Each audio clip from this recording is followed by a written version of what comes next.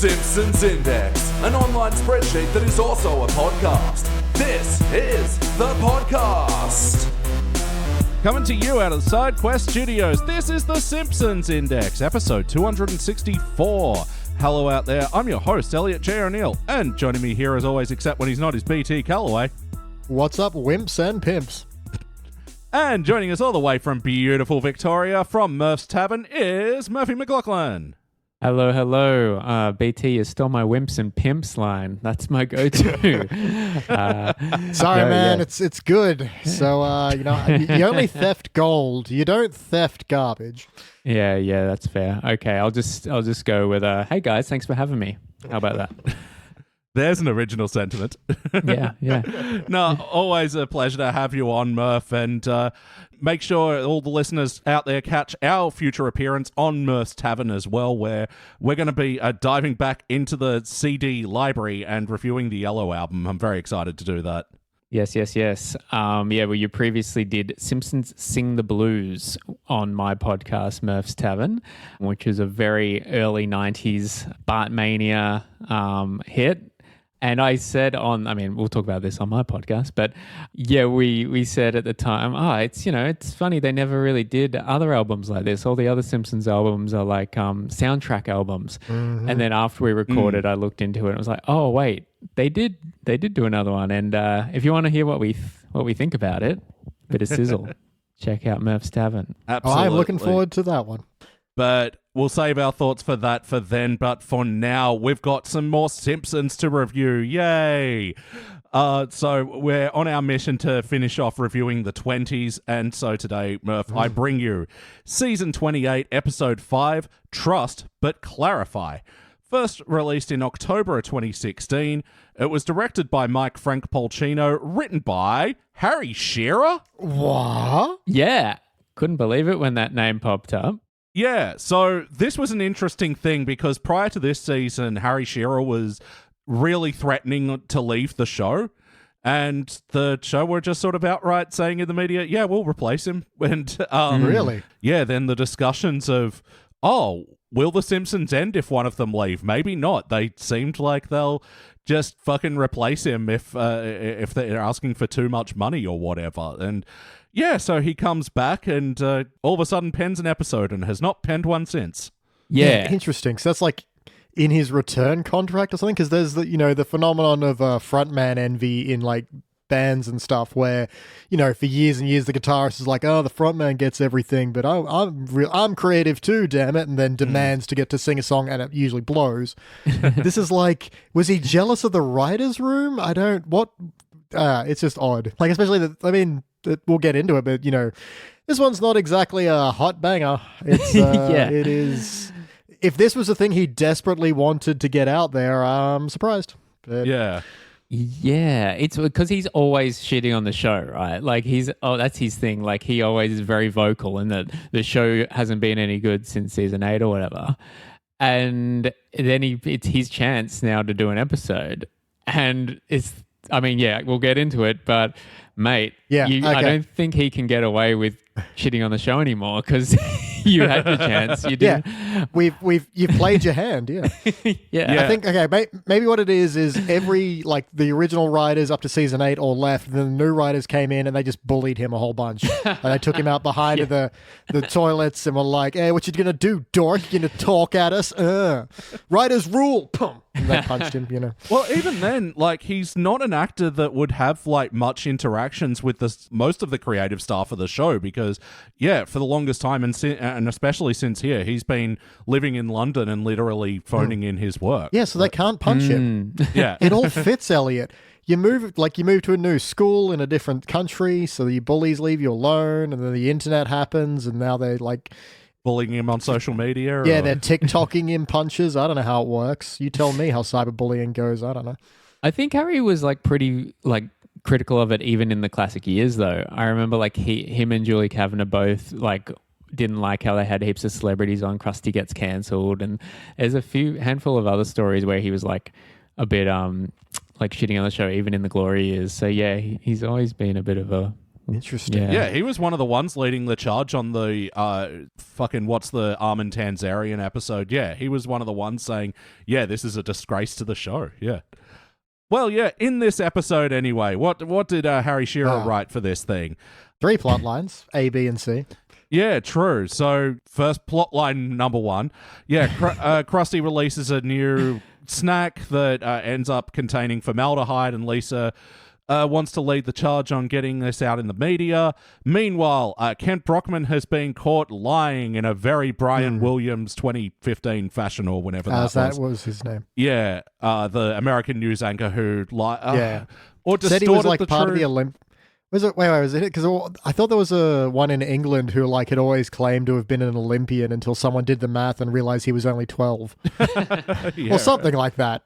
Well, I mean, Brian Williams thing. If memory serves, he was like in Iraq reporting from there, and it since like he was talking about like artillery fire or whatever coming really close to shooting his helicopter down, and the pilot ended up saying no, that's not what happened, and.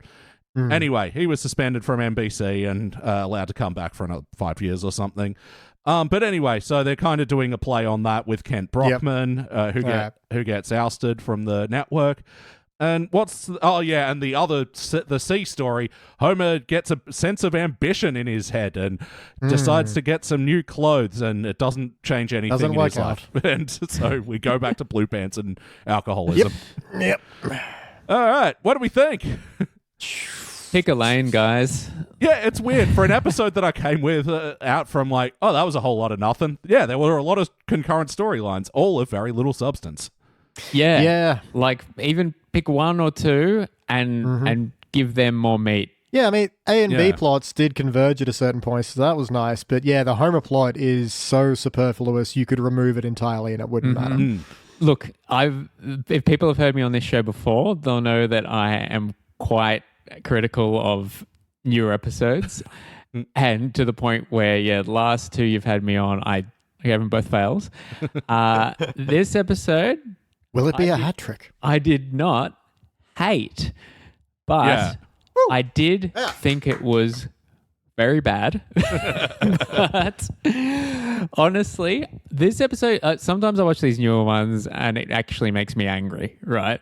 Yeah. This, I wasn't really enraged. I was just so befuddled and confused. There were so many moments during this episode where I was just like, what is that? What the fuck? Oh, wow. Because from that description, I just feel like I've been desensitized by all these episodes because I didn't have that. I was just like, yeah, this is normal. Yeah, I imagine. Yeah. Well, the beige apathy in the BT head is, It's running strong. Yeah. Well, actually, Murph, I forgot to ask you at the top of the show. Normally, we ask our return guests, have you been keeping up with the show? Are you watching the new episodes, or are you just doing the required reading for your podcast, reviewing the old episodes? I think I said this last time, because I do a Simpsons podcast and, I maintain the social media for it, I can't avoid news about the new seasons. So a lot of the time I'll see the plot line for a current episode and out of morbid curiosity, I'm like, I got to check that out. I got to see what they've done there.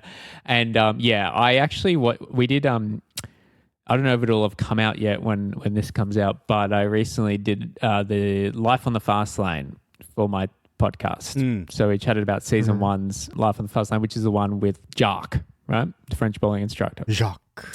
So I thought it'd be fun to also watch the season 34 episode, Pin Gal, which features the return of Jacques.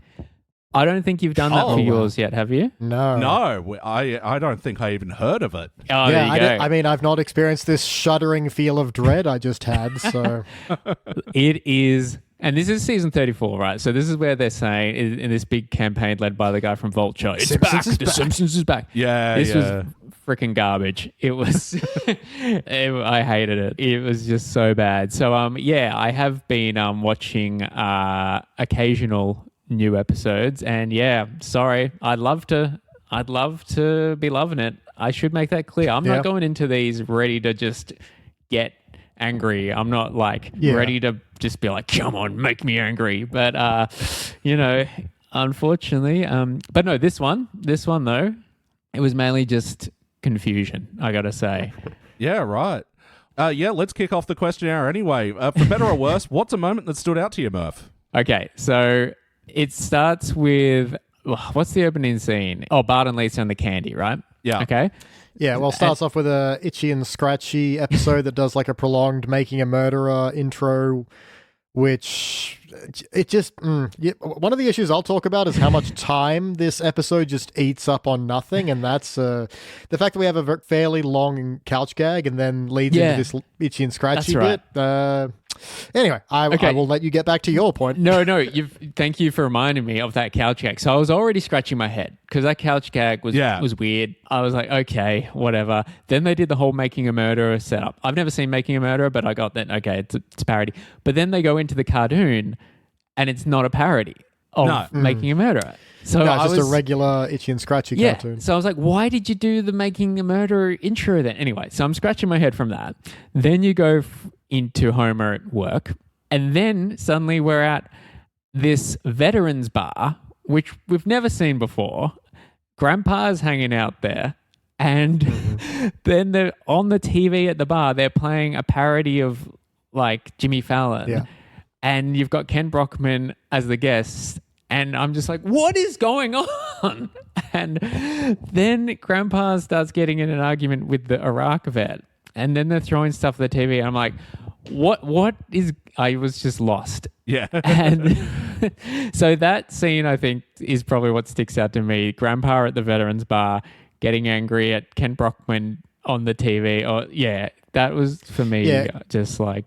Ken Brockman on a Jimmy Fallon knockoff where they're singing Talking Heads, sing Talking Heads. I think this was like a parody of Jimmy Fallon's like Slow Jam the News or whatever bullshit. I don't know what that is. So it was just... I just couldn't keep up. I was about to say someone, but no, we know who this time. We know it was Harry Shearer. Real proud of that Talking Heads, sing Talking Heads bit and the 30 seconds we get of Once in a Lifetime. Yeah, it's a weird thing where it like the episode both feels dated and like weirdly current to this era. Like, going back 2016, Making a Murderer, fucking Jimmy Fallon. These are all like at the time current references, but and if the whole expose of that newscaster was 2015, then it's pretty poignant for its time. That's fine. Yeah. I just was like, what is this episode? And then they don't really go back to the grandpa stuff. He's not in it again until the very end. He has a line. Then, it's bouncing around from your Krusty plot to your Kent Brockman plot to your Homer plot. And just there was no substance to any of them. No, well, I mean, actually, sorry, I'll get to what stood out to me later. I got to ask PT. What stands out to you? What stood out to me is, I'm mostly like just behind the curtain real quick. I'm mostly just going to participate in this thing, but what really kind of kicked it in the teeth was the C plot. The Homer gets ambition, so basically he's the plant, and they see T-Ball has a corner office now. I'm like, we get a T-Ball reference. That's fine. Yeah. Yeah, which is like throwing back to a character who was always off screen only. Like, yeah, but look, it's something, and it was it wasn't an egregious stop and stare at it kind of moment. It was at least a reference that, was mostly in passing. But the thing is, then we go to Homer's brain, and Homer's ambition is like, you need to start dressing better. And it's like, wait, this happened apropos of nothing. I mean, he sees T-Ball and he's jealous, but then why is his ambition taking over? And then it also ends just the way it started. The ambition gets literally kicked out of his head. And it's like, there was no inciting incident for this other than, if it had been the jealousy drove his ambition to like take over for a while, sure, but it doesn't. And then the way the ambition leaves is it just gets kicked out. It's not overwhelmed by any change in Homer. So it's all, very apropos of nothing. And hurt the episode for it. Yeah, I would have liked if they gave actually that Homer, because I don't think it's a bad idea, Homer getting a suit and like maybe he gets more respect after dressing better and acknowledging that he does always just wear the same outfit. It's a little bit like the Demoxenil. We know that worked. Yeah.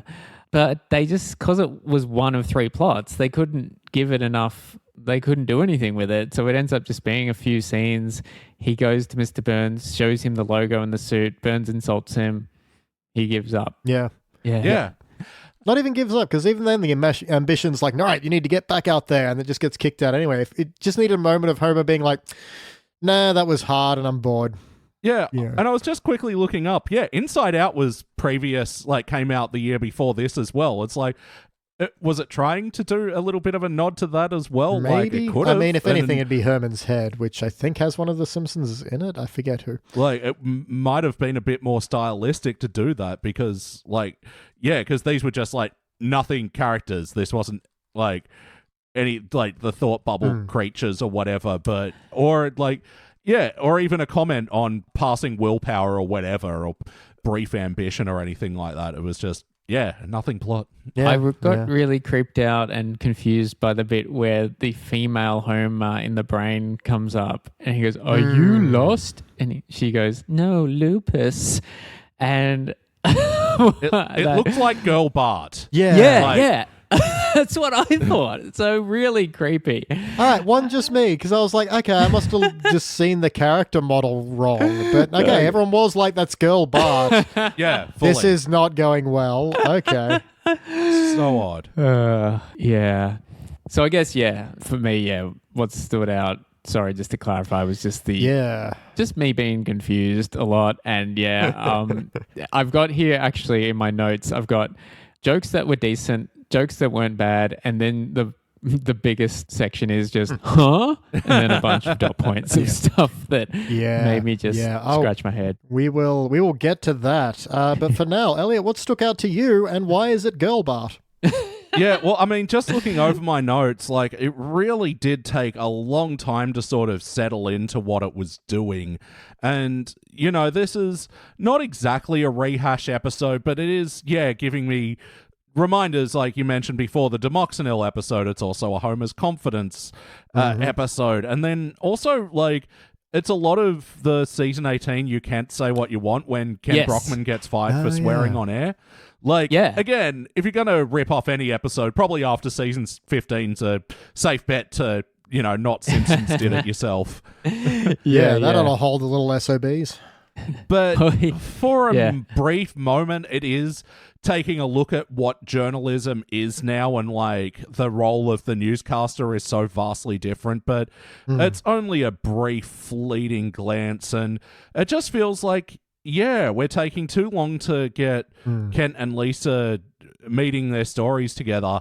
And then, shouldn't Lisa have been reminded that she's been burnt in the past by Kent, who, had sold out previously to joining up with her to do a bit of guerrilla news reporting. Anyway, I do come into these things also going, well, you know, it's hard to make up ideas after your 700th or whatever. Yeah. But at the same time, like... Again, this is presumably part of his contract. He wanted this. So that we get a very different angle on... Because we all often say, okay, well, it says written by such and such, but it probably got passed through the writer's room. And this maybe did as well, but we know there was a very specific person and a very specific purpose behind this episode getting done. Yeah, it would make sense to me if there hadn't already been like a Ken Brockman episode. And I think maybe he said in interviews like Harry Shearer really likes Ken Brockman, so maybe...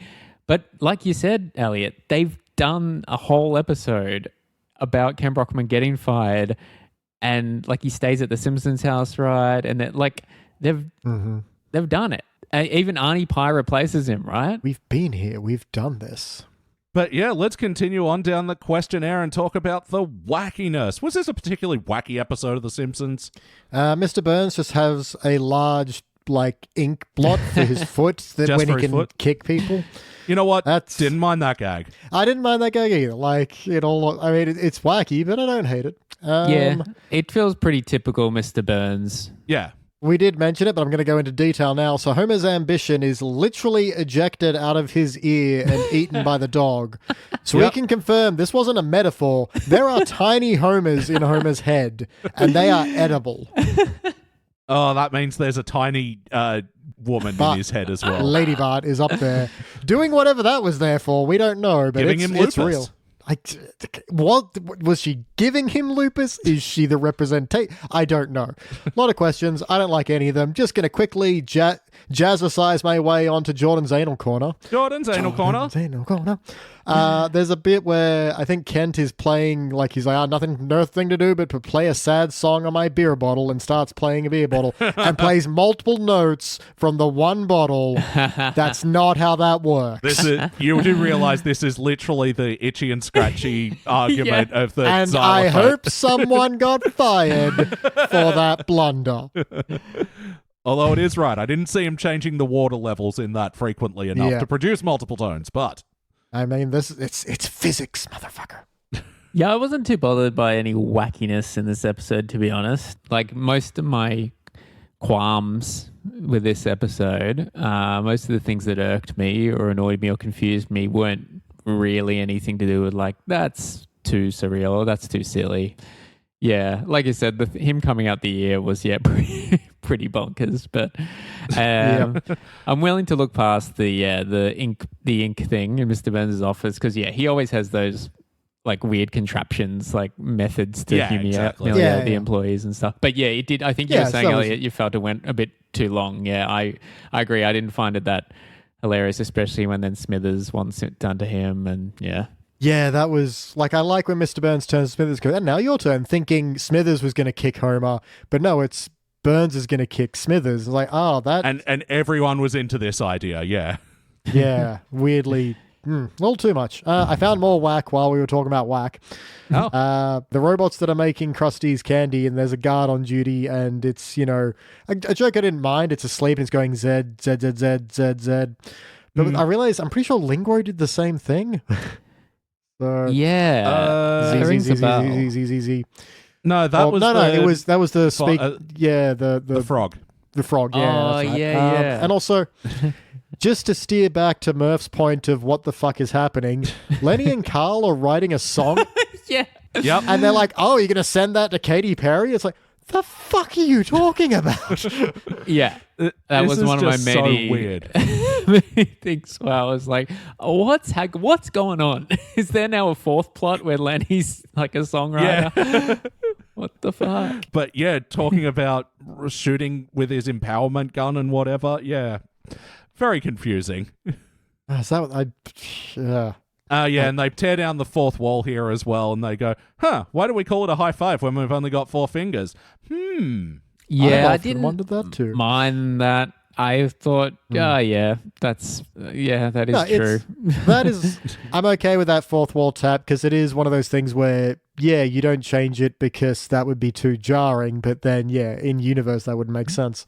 Yeah. Like when they refer to themselves as being like white, it's like, no, you're yellow, and everyone knows that. Yeah. But at the same time, you get why it's there. Yeah. Another weird moment for me was we get Squeaky Voice Teen's Latvian cousin or something. Running the Uber Kid service.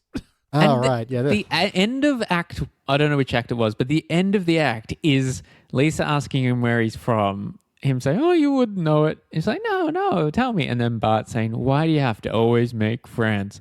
And then that's the act break. I'm like, what? So, clearly Harry Shearer's like sick of his wife asking the Uber driver questions. And this is his like fucking got him moment. Yeah. Like, I guess. Well, it's not awful, but it's not such a strong joke that you want to leave your ad break on that. It's like, ooh, what will happen next? Yeah. Really weird note to make as well, but like I noticed this, was the first act break, and it was 11 minutes into the show. I mean, I know, wow. Yeah, it's a weird thing to even bring it up. I wasn't going to, but it's just, it did hit me weird. I mean, I know the whole streaming age, act breaks aren't as like consistent as they used to be. We tend to watch shows in their intended 20 to 30 minute chunk, but This anyway, was before all that, though. Still a weird thing. I guess this maybe falls under wacky, not really, but it did irk me, is when they're at the suit store and Homer goes up to XXXXXXXL. Yeah. But it's like, he's not that obese. Yeah. Like, have that as a gag when he becomes 300 pounds, right? But like, he's really, it is one of these weird things where, even 300 pounds these days isn't that, it's not as obese as it used to be, especially by American standards. Like, true. One of the biggest tells for that for me was I recently went to Japan and went to the Disneyland there, and like I've been to the ones in America as well, and the main difference is there's no rascal scooters in the Japan ones. Like, What? like we maybe saw one, but yeah, like wheelchairs a few, but yeah, like those rascal scooters that like every second person has as the American parks, none. Yeah. Wow. Yeah, Anyway, wow. it's just weird that they still harp on Homer for being overweight when he's functional. Like he's not Yeah. into ridiculous amount of X's clothing. Yeah. He's not Yeah. wearing a muumuu. No, yeah, it just comes off as lazy writing. totally. Yeah, not like a super cartoony episode. Weirdly, yeah, most of the animation moments came in those first couple of minutes between that couch gag and Itchy and Scratchy cartoon. But how about the other pillar of, what we thought made a great episode in the classic era? How was the heart in this one? Did we feel bumps? Oh, I have no notes of heart. Nah, no heart Not at all. one. Marge was a little excited that Homer wanted to change his clothes up. Yeah, look, and there's a kind of sweet moment where, like, where he's like, it's time to show them I'm a real man. Will you take me shopping? That was okay. I actually didn't really hate Marge in this ep. I thought she had a couple okay moments. So there were two jokes in this episode I wrote down as decent. One of them I'll get to. One was Marge saying, I feel like Mrs. Madman. Yeah. Although that's cute. not bad. That's a decent line. Didn't make me laugh out loud, really, but, it's... I think I chuckled. Oh, look, there's a list of jokes that I, thought were okay that I've got written down. I'm not going to say any of them made me laugh, but I went, huh. That's it. If they can displace a little snot within your nose, then that's something, And that's a day, yeah. For season 28, then, yeah. Yeah.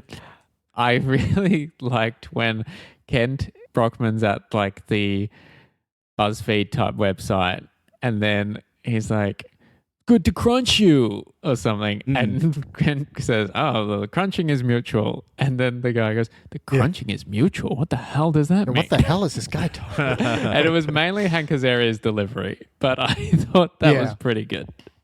Yeah, like it wasn't even a bad bit of social commentary going into the BuzzFeed office and everyone's at standing desk just pumping out listicles and whatever and they hear Kent's pitch and it's like, you know what, love it, but we're bankrupt. We're wrapping up shop, people. Yeah, that whole scene I didn't mind. Yeah, it's these brief fleeting moments about comments on journalism that were kind of on point, but just not dug in hard enough to actually feel like the point. Yeah, and honestly, that's where you need your heart to come in. Have Kent find a love of journalism or like have a reason he started lying to begin with, and maybe it was just to, be the big man and now he realizes integrity is how you become big or something. If you want heart, there's something to be said about, rediscovering why you did this to begin with, both in terms of pursuing journalism and in terms of lying just to get clout. But they don't really get into the crux of it at all. He's at this really unfunny reporters, what is it even called? Like it's like a sort of like a the support group sort of thing. Yeah. And you've got, I guess, parodies of American journalists. Some of them I know just from The Simpsons, so I kind of picked up a few of them.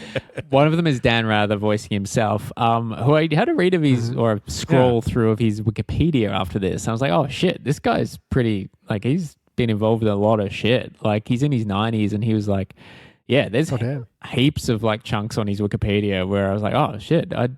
But after reading all that, I was kind of like, well, that was kind of a waste then of of his appearance. Yeah, to get him in for 2 lines, and imply that he made a bun cake, yeah. Like, oh god. Sure. But Ken Brockman's at the support group, and they're like, if you go to do it, and he's like, all right, and then he does it.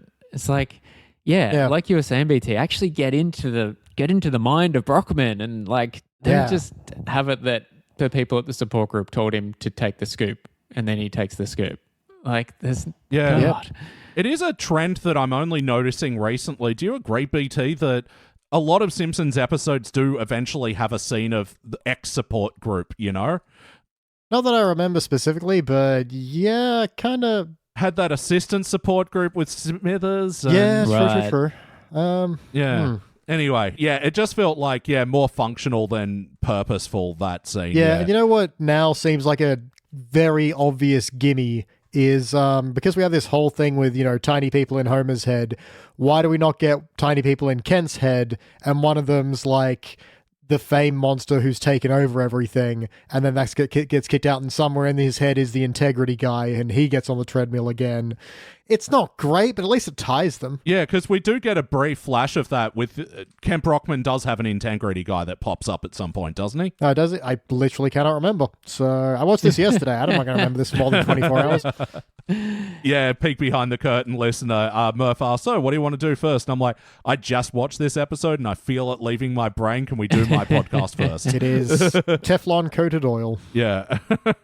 For real. Was there a specific reason you chose this episode, by the way, for me? You just picked a random one, or no, I've had this one on the back burner for a while because it is interesting that Harry Shearer did pen an episode, and so, yeah, I was waiting for the fully dedicated Simpsons fan to be able to take the weighty responsibility of trust but clarify.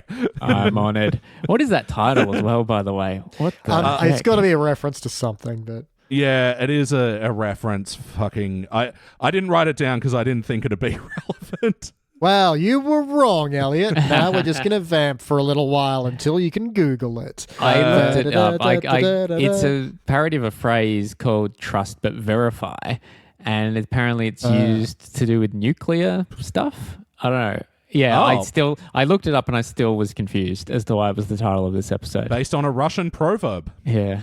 Yeah. Okay, that doesn't make sense. Why change it to clarify? That's not a thing. Like a lot of the shit in this episode makes no sense. You could have called it just trust but verify, and that works for both nuclear and news. Yeah.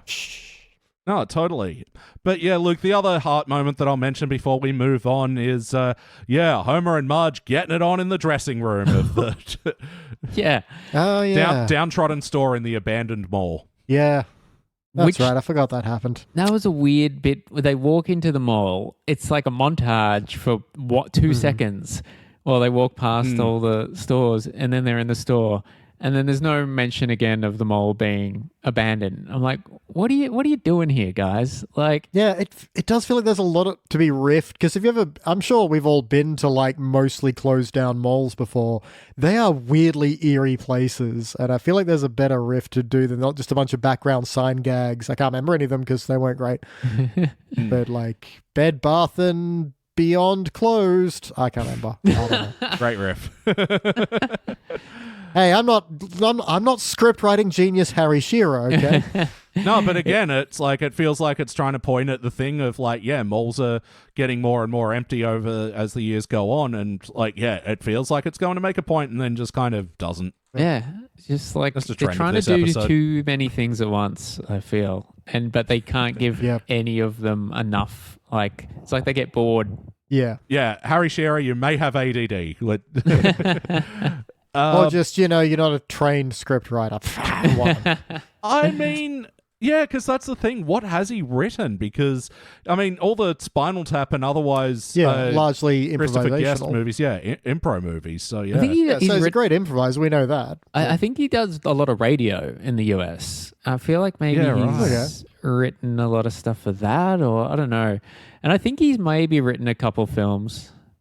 He's just he always comes across him and Christopher Guest, I think, always come across as kind of like dickheads in interviews and stuff. And maybe I don't know. I actually met him when I was a kid. Oh, really? He was very nice. So yeah, he was in Melbourne when I was like 7 or 8, and he was like, I have a signed thing from him. It's when Who Shot Mr. Burns had recently come out, and he signed like a framed picture of all the Simpsons characters like shaking their fists at Mr. Burns. Oh, nice. Yeah. Wow. Yeah. He actually Very cool. Comes to Australia a bit, or he did during the 90s. He was always on the panel and stuff. And now that I think about it, he actually isn't that much of a dick in interviews on like TV and stuff on panel shows. It might just be on like the movie circuit.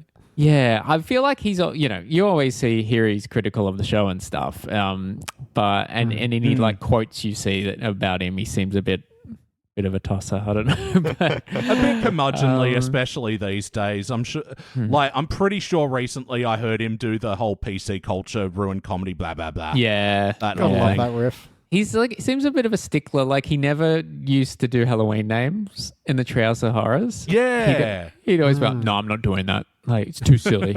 It's like, mate. No, this is too silly for me, Derek Smalls of Spinal Tap. Like, Yeah, but no, the other guy in Spinal Tap, so not Michael McKean, who's on like, Better Call Saul and all that, but Christopher Guest, he's known for being like one of the unfunniest, like outside of his movies, like in real life, he's just really humorless and really like Interesting. just a dick. Yeah. yeah, You got to put him right. like on film or on stage to get something out of him. Yeah. Or something like that. Yeah. Only when performing. The rest of the time, he's very stoic. Which, I mean, Yeah. that must be Interesting. annoying having to be on, like, you're allowed to not be funny Oh, when yeah. you're not on stage, but he's to the point where he's kind of like rude. Hmm. Anyway, we're not here to diss Christopher Guest. We're here to diss Trust But Verify.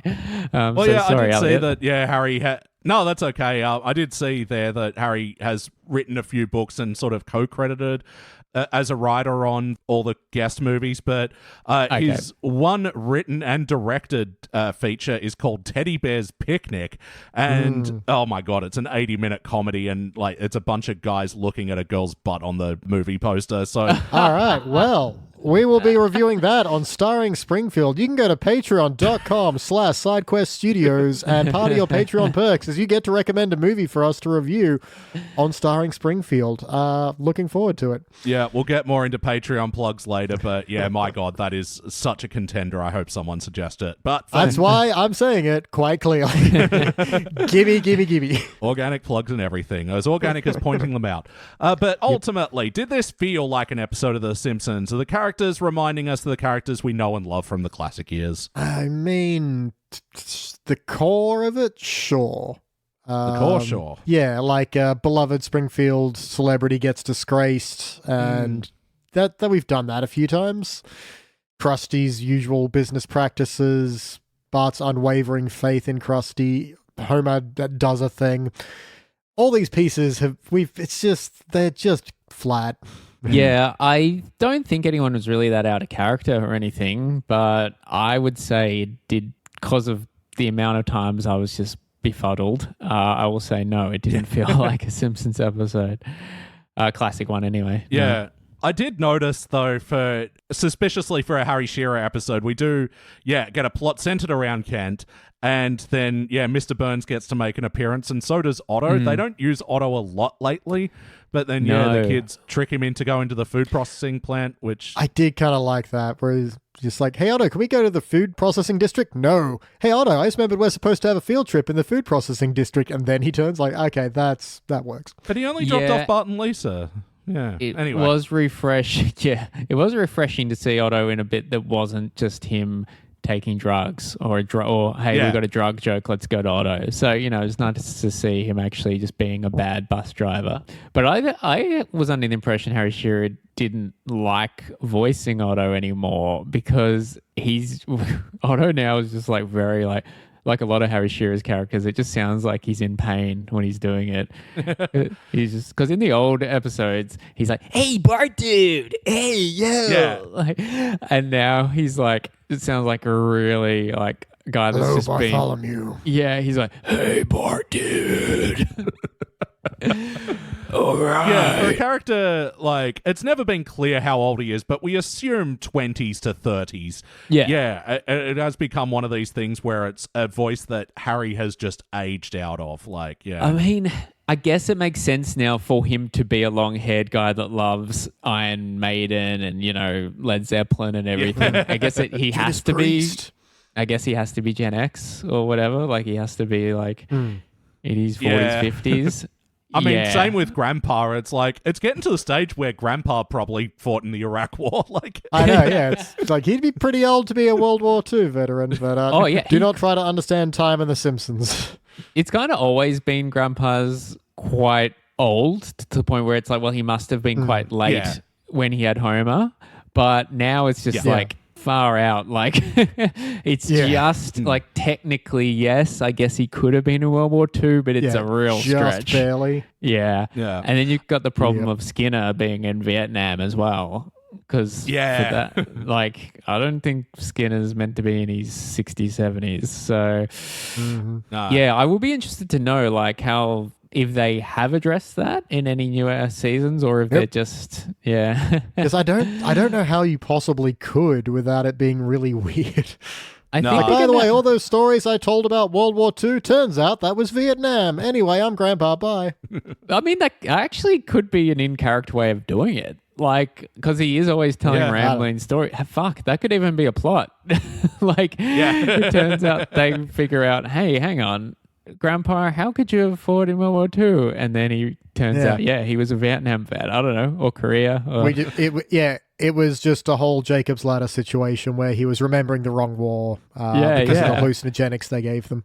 If they're gonna keep the show going, that's a way that they could explain it. But yeah, as it is these days, Homer was both in a grunge band that, defined the 90s sound, and then he was also into Naughty by Nature as a teen. It's, continuity in The Simpsons only matters when they decide it does. Don't.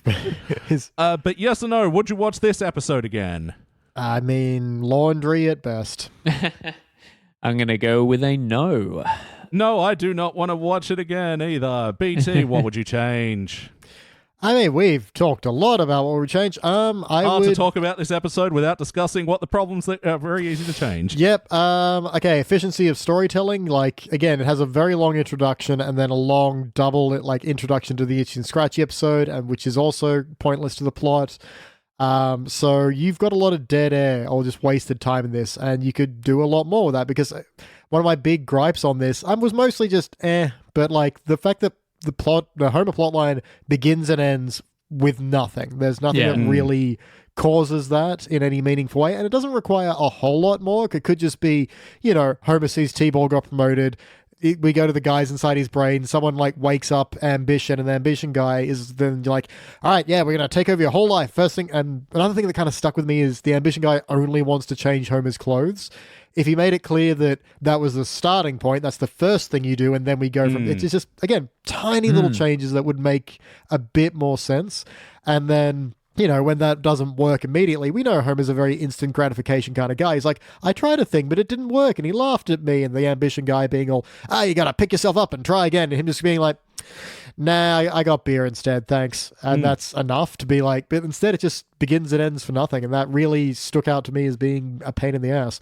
Remove some of that shit that doesn't make any sense. Why are Lenny and Carl writing a song? This really felt like a cut plot line that had that scene still in for some reason. And that would free up more time to focus. And like we said, the heart, give Kent a reason, have him have some emotional response to this, because all we really get is, I was famous, now I'm not, and that sucks. We don't ever get a sense of what being a journalist meant to him, or why he even started making up bigger and bigger lies.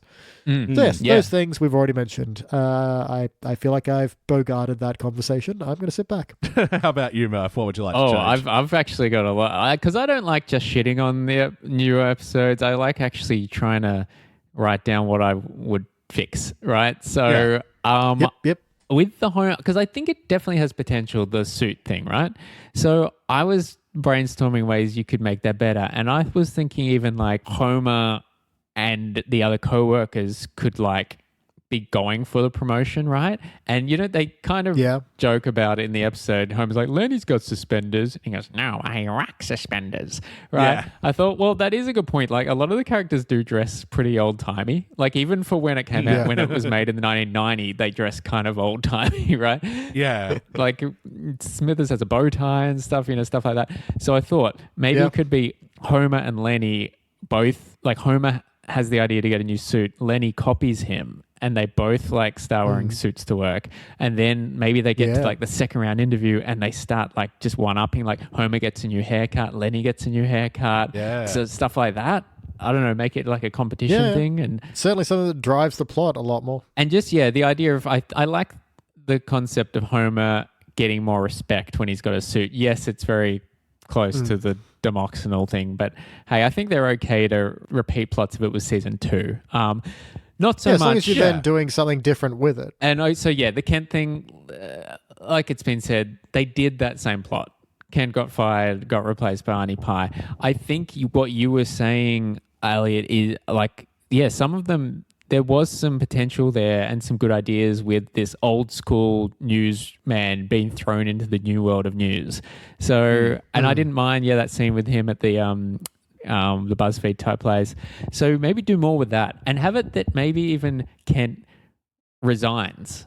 Like instead of being fired again, maybe he's even like, he's disinterested in the modern, like maybe he wants a new challenge even. And he's like, he wants to go into the, or he wants to, he's looking back at his days as a young journalist and being like, I want to get back into the, and then it's like, his experiences with the new world of media. Yeah. I don't know. There's just so much more they could have done with it rather than, he's fired for pretending. Because it seems like they really just wedged in that Brian Williams thing. Because I didn't know until afterwards when I looked it up. That's what they were referencing. But I knew watching, I was like, this must be a parody of something that actually happened. And it's like, they were like, well, we want to work that in. Let's make Ken Brockman do it. But Ken Brockman's never been the type of character to do that, to make up, like to tell stories about when he was like, it really felt shoehorned in. Yeah, when his chopper was shot down in Iraq or whatever. Yeah. Because I remember at the time as well, like, bit after removed from it, Malcolm Gladwell made a podcast about it, sort of defending Brian Williams, and like he like investigated the nature of memory, that like Brian Williams like had something similar happen, but from retellings of the story and just the nature of that and sort of how memories sort of change over the years. And I think he basically argued that it wasn't as bad as or an integrity break as people made so out. Saying that he wasn't lying, he just remembered it wrong. Yeah, so I think there's just so many more interesting avenues to take it than the way they did, and especially when we just go to another Lisa and Kent pair up and pretending like that never happened before. Even if it was just a thing of Lisa being like, "Oh no, not you, anyone but you," and she still can't sell the story. To just mention, because I think there was so much more to mine out of like the content mill nature of journalism these days, and like how newscasters have to be more than they were when Kent was coming up, and it's just like that's the world he knows versus the one this is him now. Like maybe he lied to seem more interesting. Like I don't know. Yeah, I'm even thinking, could they have even made it a grandpa story? Because he is a character that's always lying about, or always thinks that he's like not deliberately lying, but always telling crazy stories. So I don't know. Have him on even a segment on the news, like here's Grandpa. He's one of the oldest survivors of World War II. Like riff on the fact he's old. And he was still fought in World War II. There you go. I've also got in my notes, just drop the Krusty plot. It's nothing new. They've done this a million times. There was nothing interesting about it.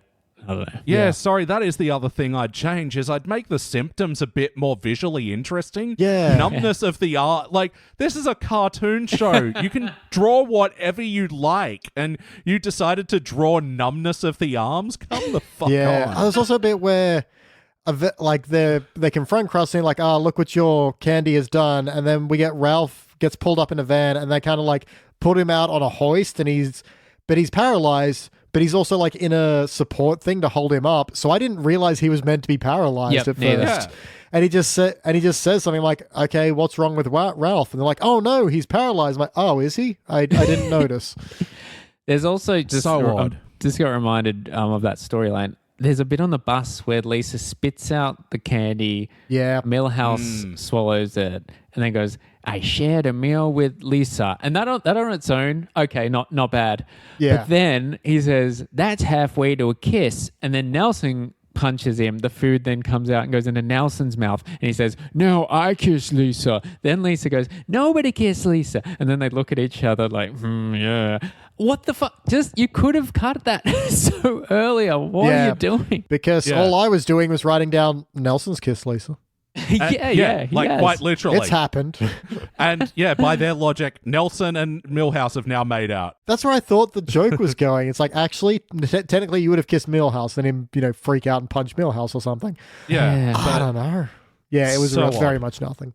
All right. Well, I think it's time for some final notes. Now it's time for our final notes. Everyone's final notes. Had to be Classic. the news theme because this is the news segment. Oh, Hey. fair enough.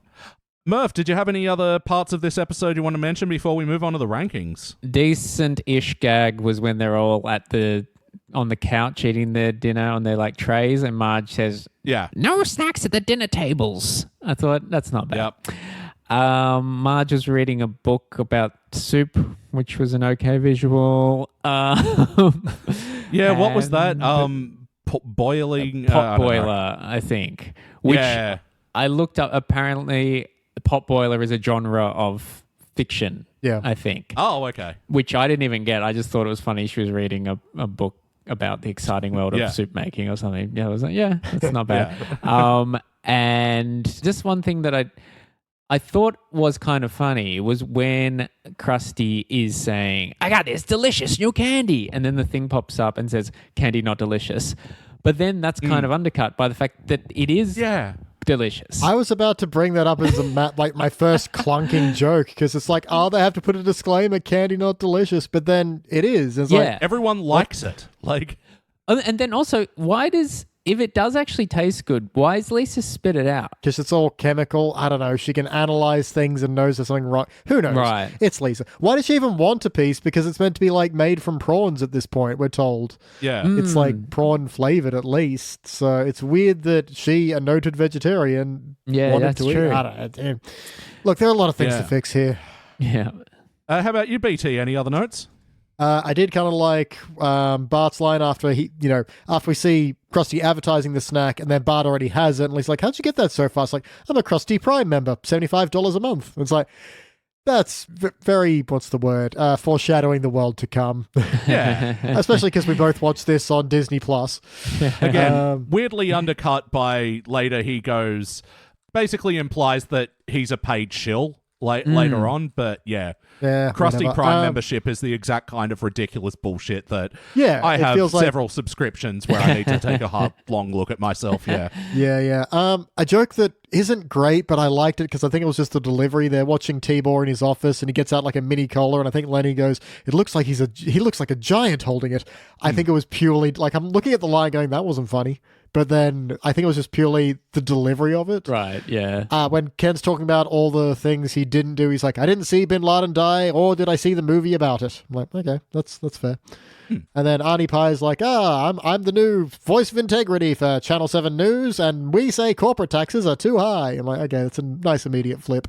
Yeah, but then later on admits to making out with Kent Brockman's daughter. Don't worry, the old one. Yeah, that was because I was even thinking about that just then. Like, does Kent even have? Oh yeah, that's right. He's got that daughter who has the same hair as him, but that's why they had to specify that it was his adult daughter. But we've never seen her, as far as I know. And it was just, why is that line there? Yeah. Could have just been, I shat on Kent's crumpets. I don't know. Yeah. Yeah, weird.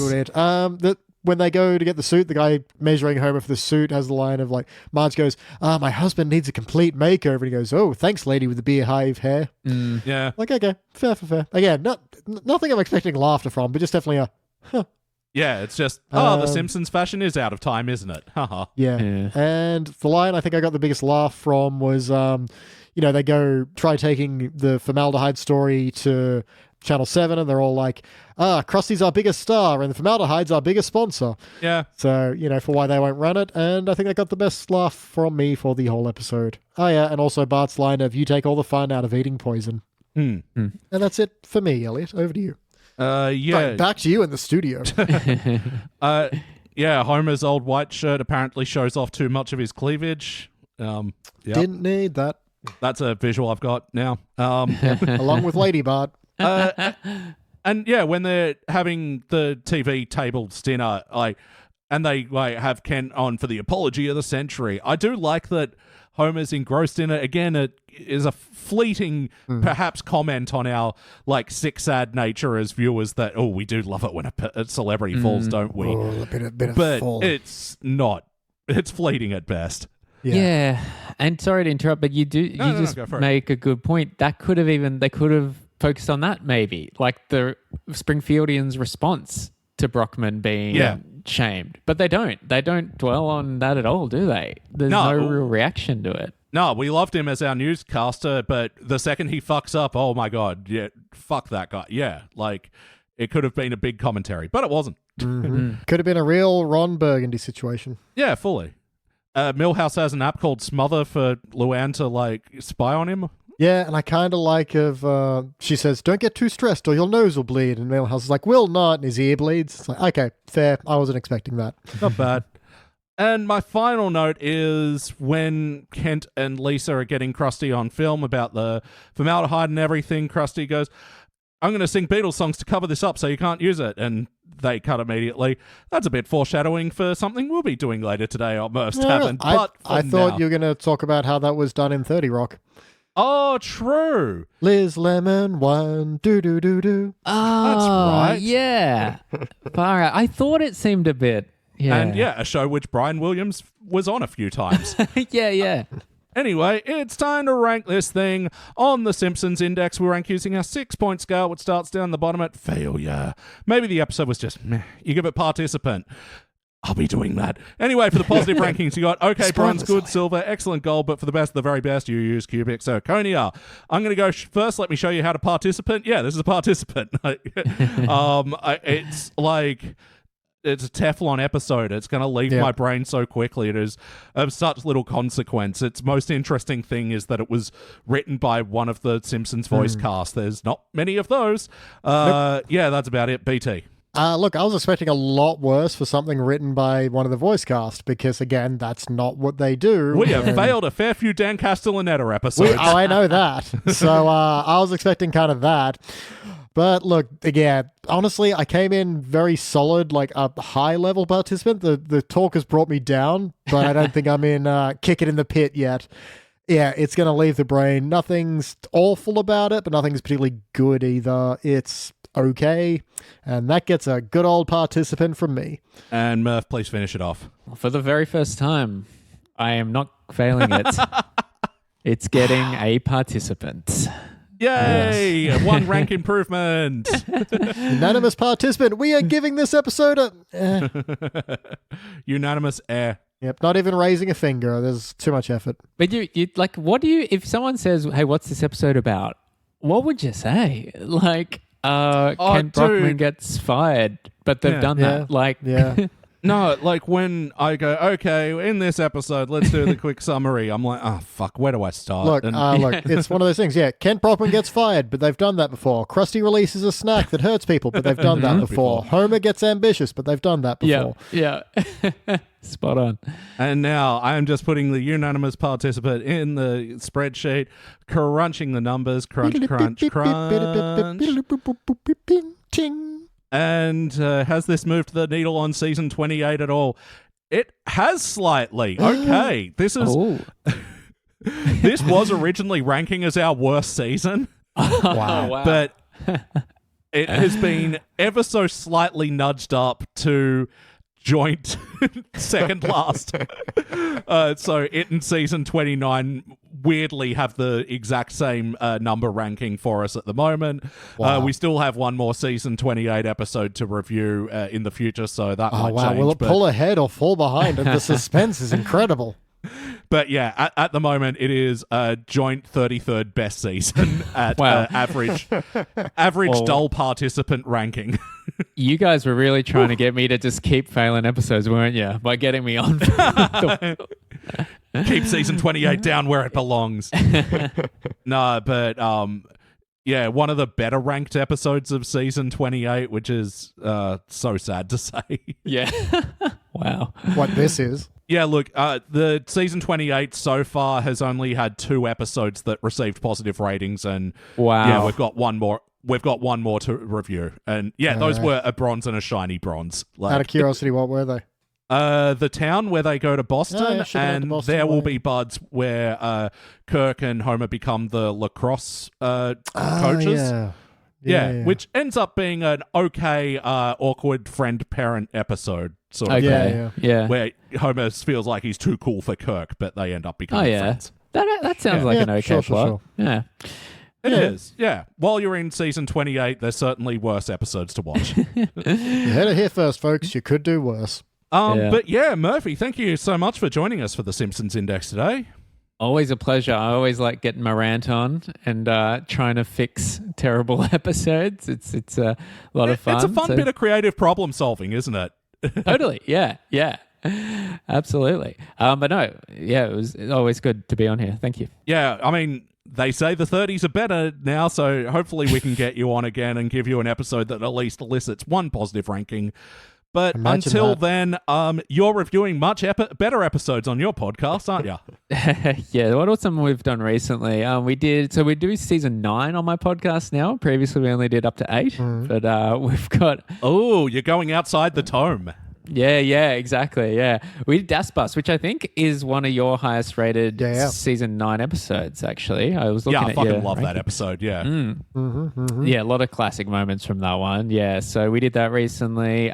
We did the Jark episode as mentioned, and what's coming up? I think we'll do Lisa's first word soon because tied in with the Olympics. You know. Oh, nice. Yeah. Oh, yeah, true. So, check it out. It's in the 90s now, I think, or almost at 100 eps for Murph's Tavern. So, entire back catalogue is available, including episodes with you guys. You've joined me 3 times now. I don't know when this comes out. The third one will be out. But, yeah, you can definitely find BT and Elliot reviewing Homer's Odyssey and Simpsons Sing the Blues. Yes. Yeah. And in the future, the Yellow Album. We'll put all the links in the show notes, including links to BT, our Patreon. What are we doing over there? Well, as alluded to previously, there is patreon.com/sidequeststudios where, and we mentioned, you can recommend films for us to review on our bonus podcast starring Springfield. And if you're thinking, how many episodes of that do I get? Oh, you get, I don't know, what are we up to, like 30? And then if you think, is that everything? No. Of course not, dear listener. You get over 170, that's right, 170 plus exclusive podcasts. This includes, that aforementioned starring Springfield, also our kind of very heavily improvised show, Story of the Chalk, where we take a look at what Bart's writing on the chalkboard and try to reverse engineer what plot led us to this punishment. So that's a lot of fun. There's also, Except When He's Not, where we catch me up on the episodes I missed. You get to hear Elliot reevaluate his opinions, and has time changed his soft heart? Usually nope. Usually nope, but that just means he was right the first time, kids. But yeah, Story of the Chalk, we're talking about creative problem solving before. That's a real fun one to where we try and work out what the hidden episode was based on the chalkboard gags, and a lot of the times it leads into Bart is a revolutionary, but yeah, we've done that a few too many times, but it's what we're given. It's just how it shapes out. But yeah, go check that out, patreon.com/sidequeststudios. But for now, that's it for the Simpsons Index. Once again, thank you very much, Murph. No worries, thank you. That's actually that chalkboard thing. Sorry, you just got me thinking. That'd be a good idea for an episode. I don't know if you already talked about this, but have like that as a trilogy episode or something. Like look behind some of his classic chalkboards and what. This is good. Yeah, anyway, that would make a good Simpsons vignettes episode. I'm surprised they haven't. Yeah, we might pinch that idea for ourselves anyway. But and thank you, BT. Line from this episode. Great outro as always, buddy. All right, and I'm Elliot Jay O'Neill. That's all the mustard in the house. That's just in. Mustard is out. There you go. Redemption. Thank you for listening to the Simpsons Index podcast, which is also an online spreadsheet available at thesimpsonsindex.com. You can also check out our other shows, like Pulp Fury Radio, our scripted fiction podcast, which tells all original stories across a range of pulp genres, and Thrones of Game, where we review Game of Thrones in reverse order. Links to those podcasts and more will be available in the show notes. Now, there's no bonus scenes for this episode, so we'll catch you next week.